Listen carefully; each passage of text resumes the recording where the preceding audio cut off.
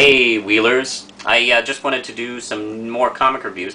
This is this week's books I picked up. I'm trying to play catch up, which is why I'm doing 2 videos this week. I hope you enjoy them. Here we go. This week I picked up Batman Incorporated number 8 from Grant Morrison, as well from Scott Clark and Dave Beatty. This was an issue I was looking forward to for quite a while because this was sort of the team up with Oracle issue that's been talked about for a couple months ago.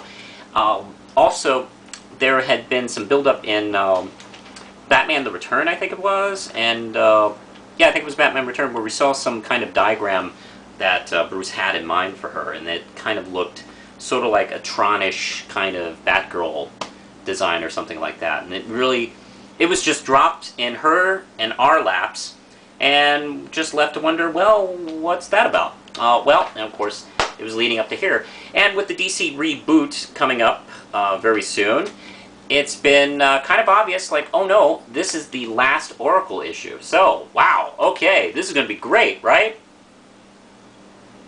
No, it was not great, actually. The issue, sum up, Bruce Wayne is showing a lot of his business people, his peeps, what exactly this Internet 3.0 thing he's talking about. And it's sort of like the Star Trek holodeck thing, without the evil Lincoln. And they, of course, get attacked by some hacker, and they're taken prisoner, and they can't escape. They can't log off. They'll get killed or something like that. So he, at the same time, Bruce Wayne, of course, is playing himself as an avatar, and he's able to get himself. He's playing 2 avatars at the same time, which is interesting because it's kind of tricky. Sometimes as Bruce Wayne, he kind of veggies out a little bit, making the others think that maybe he's panicking. And of course, he needs help. So Barbara shows up as sort of this Oracle Batgirl Tron thing in order to help out. And of course, there's a slight mystery as to who's causing all this crazy mayhem. In case you really actually care, I won't really say. But it is a character we've been familiar with. Here's my problem with this issue. It looks horrible. It looks really, really bad. And don't give me that, oh, it's supposed to look like this because it's in the virtual reality internet thingy. Well, then fine, make it look good. It looks painful to look at. It looks like 90s. Let's see. I mean, it looks like bad 90s. I mean, maybe this should have been a retroactive book. And yeah, it's referencing the Batman 3D book, I think, Digital Justice. But you know what? It should look better than Digital Justice. I've seen fans do poser art that is better than this. There's no excuse. This is DC Comics. It should look much better than this. It actually took me 4 attempts to read this. I sat there, I tried, I could not get past page 3. Then I went back, read my other books, and was like, okay, alright, I got my build-up, let's do it. And was able to get through it. It's solid, good Morrison storytelling, but it really doesn't save the issue. So, you can skip it, frankly. It's one ram chip. Let's see. Now we're going to Hellboy.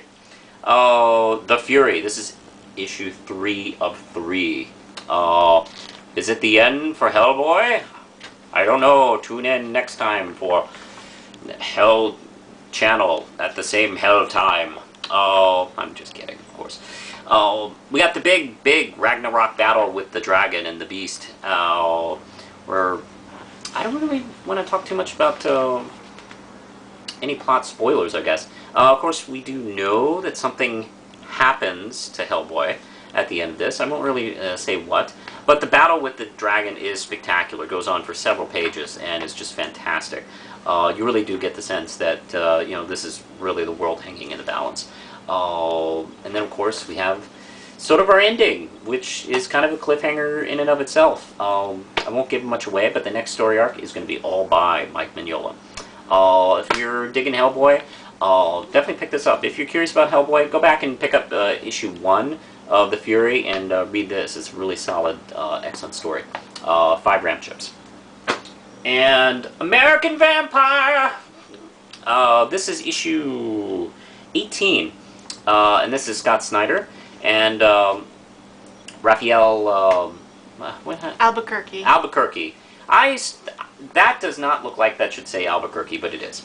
And anyway, we got the last issue of Ghost War, which is the World War II story that's going on in the regular book. Now, don't forget, there's a secondary miniseries featuring Dolly book called Survival of the Fittest, which also takes place during World War II. We're definitely getting a World War II vampire fix going on right now, so don't miss them. By the way, FYI, I love the miniseries a lot. But, hey, this is the regular book. Everything seems to be fine, kind of, sort of. Let's see, Skinner Sweet is going to take his shit out on our hero here, but Dolly intervenes. And, what's that? That's not Dolly, that's Pearl. Pearl. Well, I thought he called her Dolly. Yeah, he calls her Dolly. And that's a mistake, that's Pearl. Let's see? See? It says, tell me, right there. I don't know. Hey, Snyder, you're writing this. You tell us. Well, anyway, the female that he encounters have a epic little battle on the rooftop. And, of course, I won't really get too much away on that either because, oh, hey, we're taking care of that, but, oh, no, we're in the water and the vampire, beastie, alien things are underneath it. That's a really cool sequence, by the way. That was probably out of the dangerous actions I see going on in this week's comics. That was probably my favorite because the vampire beasties are underwater and they're at the top of the water, but they're safe because it's sunlight and they can't really go further up to get them. But it's waning daylight, it's going to get dark, then they will be able to get. They can't go back on the island, so they're kind of fucked. What's going to happen? I don't know. Love this. Vampire stuff is excellent. American Vampire is a great series. You definitely should be picking up 5 round chips. And, now, the Avengers issue of Fear itself. Bendis, Romita Jr., Klaus Janson. This is issue 16. This is the regular Avengers books. And, let's see, who do we focus on in this one? This one's actually more of Captain America. Bendis, of course, has been using this sort of interview style, sort of framing each one of his issues, connected with Fear itself. And each issue has been connected somewhat to one of the characters. This time, it's Cap. And he finds... Maria Hill gets some information that Sen, after killing Bucky, has taken off for a specific castle in Sweden. So he feels he can't pull his Avengers team to go get her because they'll notice. So he himself goes with 3 others: Hill, Sharon Carter, and and Veronica Hand, which pisses off Hill because she considers her to be a glorified accountant, and nobody likes and trusts her.